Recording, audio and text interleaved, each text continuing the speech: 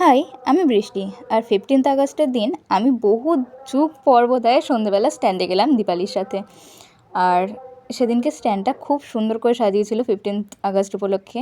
ফার্স্টেই তো আমাদের কলেজটাই চোখে পড়লো। আমি চন্দননগর কলেজেরই স্টুডেন্ট, আর চন্দননগর কলেজটা এমনি এত সুন্দর লাগে এমনি সময়, আর লাইট দিয়ে সাজিয়েছে, এত সুন্দর লাগছিল সেটা দেখলাম।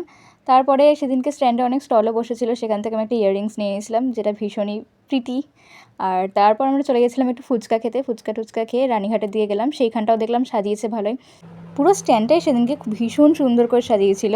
আর আমি আর দীপালি দুটো স্প্রাইটের ক্যান নিয়ে চলে গেছিলাম রবীন্দ্র ভবনের দিকে। সেদিনকে কিছুক্ষণ রবীন্দ্র ভবনে বসেও ছিলাম, কারণ ভাল লাগছিল বেশ। আর এই গাছটার নাম আমার ঠিক এই মুহূর্তে মনে পড়ছে না। তো যাই হোক, এই গাছটা ভীষণ সুন্দর লাগছিল, পুরো ফুল ফুটে ভরেছিল একদম। আর জেটিটাও বেশ সুন্দর করে সাজানো ছিল, মিউজিয়ামটাও। মানে 15th আগস্ট উপলক্ষে পুরোটাই আর কি তিরঙ্গাতেই সাজিয়েছে। তো তারপরে চলে এসেছিলাম বাড়ি। তো চলো টাটা, দেখা হচ্ছে নেক্সট ভিডিওতে।